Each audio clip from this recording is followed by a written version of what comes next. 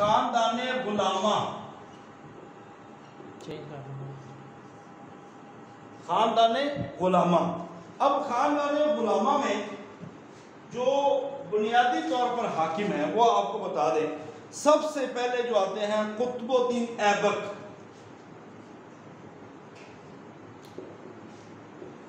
कुतुबुद्दीन ऐबक ये पहले हाकिम है।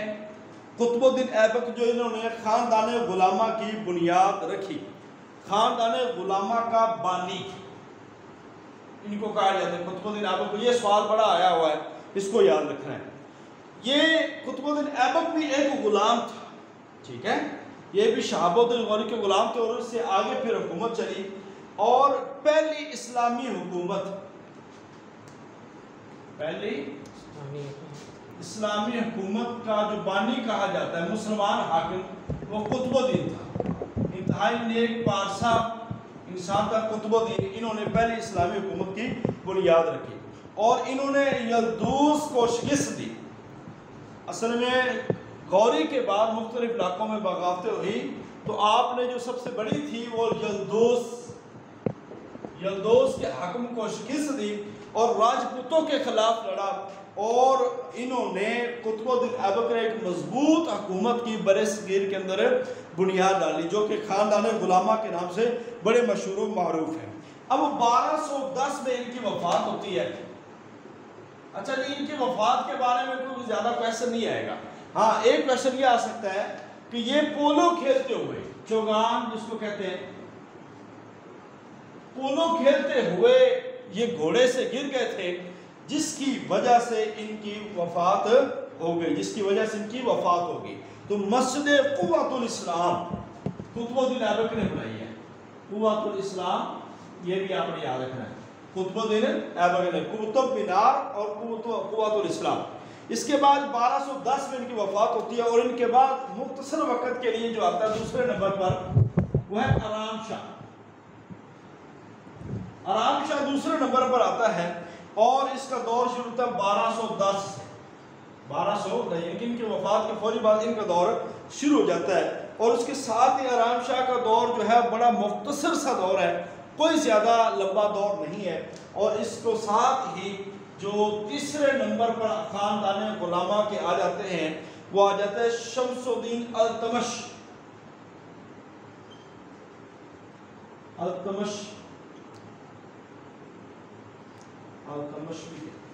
शमसुद्दीन अल्तमश जो कि दामाद था कुतुबुद्दीन का, इसका था दामाद था कुतुबुद्दीन का। इंतहाई नेक पारसा शख्सियत है। बरगजीदा बरसगीर के अंदर सुल्तानों में अगर कोई बरगजीदा शख्सियत थी तो सुल्तान शमसुद्दीन अल्तमश की शख्सियत थी। और होशियार और अक्लमंद इतने ज़्यादा थे। और बंगाल की फतह इनके दौर में हुई है। तिबाचा जो है उनके साथ मार्का हुआ है। और इसके साथ साथ जो है शमाल मगरब के इलाके जो इन्होंने बहुत ज़्यादा फतह किए। तो बंगाल मगरबी और मशरकी बंगाल, तो एक नेक पारसा और एक अच्छी हुकूमत करने वाला और लंबी हुकूमत करने वाला 1210 से 1236 तक, 1210 था 1236 तक इन्होंने हुकूमत की है शमसुद्दीन अल्तमश ने। और उसके बाद 1236 में जब इनकी वफात हुई है तो इनकी बेटी थी चौथे नंबर पर हाकिम रजिया सुल्ताना जो बरसगीर की पहली मुसलमान हाकिम है, पहली मुसलमान हाकिम है रजिया सुल्ताना। एक मिनट,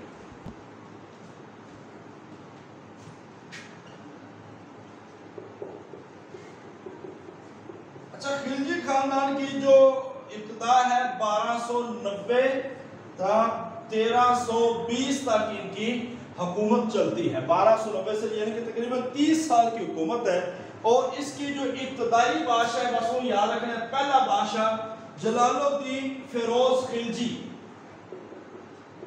जलालुद्दीन फिरोज खिलजी ये पहला हुक्मरान था। जलालुद्दीन फिरोज खिलजी पहला हुक्मरान था और मलिक फिरोज के नाम से बड़ा मशहूर मारूफ था। और जलालुद्दीन खिलजी का 1296 में कत्ल हो गया, 1296 में कत्ल हो गया। और उसके बाद जो इसके बानी है वो थे सिकंदर सानी। ये बड़ा मशहूर और मारूफ नाम है, याद रख लें, अलाउद्दीन खिलजी। अलाउद्दीन खिलजी जिसका लक़ब दिया जाता है सिकंदर आजम का या सिकंदर सानी, ये आपने याद रखने वाली चीज है। सिकंदर सानी, अलाउद्दीन खिलजी, ये दूसरे नंबर पर है। 1296 से ये 1316 तक रहे हैं, 1296 से 1316।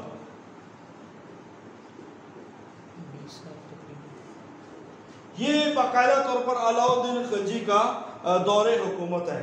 इसके बाद जो है अलाउद्दीन के दौर में जो सबसे अहम जासूसी का निज़ाम था, राया बड़ी खुशहाल थी और बड़े सगीर के हालात बहुत तब्दील हो गए। इन्होंने सिक्के मुतारफ़ करवाए, इन्होंने इदारे मुतारफ़ करवाए और इन्होंने फ़ौज का निज़ाम बड़ा बेहतरीन किया। और मुल्क में जो जासूसी का निज़ाम था ना, जासूसी का, यही वजह है कि इनकी हुकूमत एक कामयाब तरीन हुकूमत कही जाती है खिलजी दौर की। तो जासूसी का निज़ाम जो था वो इनका बड़ा बेहतरीन निज़ाम था। और इसी तरह ये दौर भी 1316 में इनका, और उसके बाद ये मुख्तसर दौर चलता है मखलूत हुकूमत का, और उस तरह 1320 तक ये खिलजी हुकूमत का दौर ख़त्म हो जाता है। और उसके बाद शुरू होता है ख़ानदान तुगलक।